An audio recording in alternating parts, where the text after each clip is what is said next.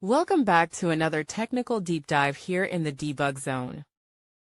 Today we're tackling a big question and breaking it down with insights from other users. Hopefully this clears up some misconceptions and helps you get the answer you need. So buckle up, stay a little curious, and let's jump right in.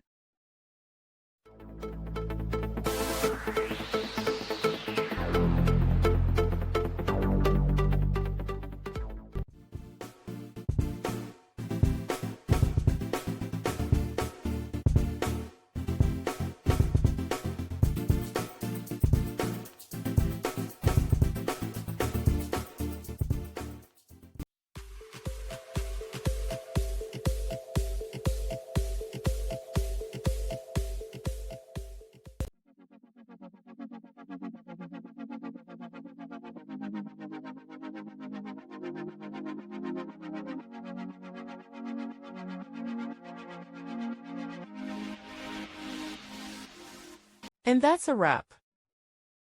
I hope you found the answer you were looking for. If you did, take a second to hit that subscribe button. It really helps out.